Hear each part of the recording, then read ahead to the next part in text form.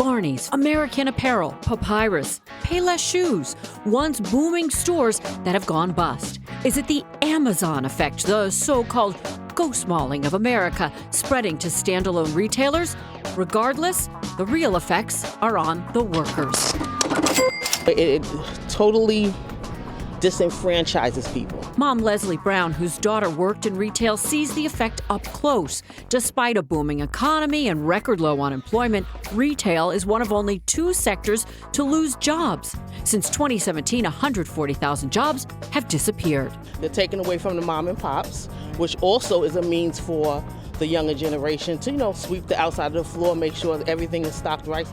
Georgette Farkas had to let her restaurant crew of 40 go after 8 years of running a popular Midtown eatery.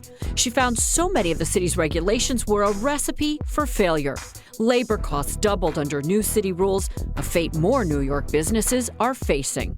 It definitely gets harder and harder, and I hope the city doesn't make it so hard that, small independent businesses can't survive. The City Small Business Administration finding some New York neighborhoods have 15 to 25% vacancies, reflecting a nationwide trend. Studies finding women workers suffering more job losses than men. It's hard if they lose their job. It's very hard. Small businesses hire people from the local community. They support community events and local initiatives. They become a fabric of the very community.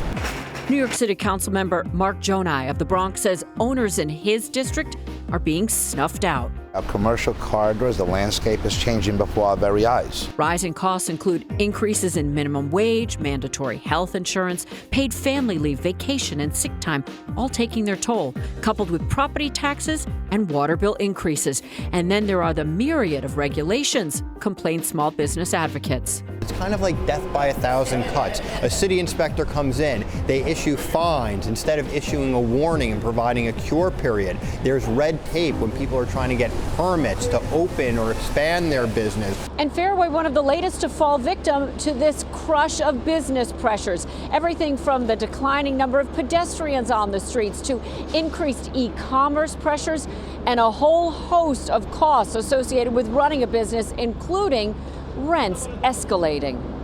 Many businesses first try slashing their workforce and cutting employee hours, but it's a losing equation, says the union that represents some 60,000 U.S. retail workers. You're on your own.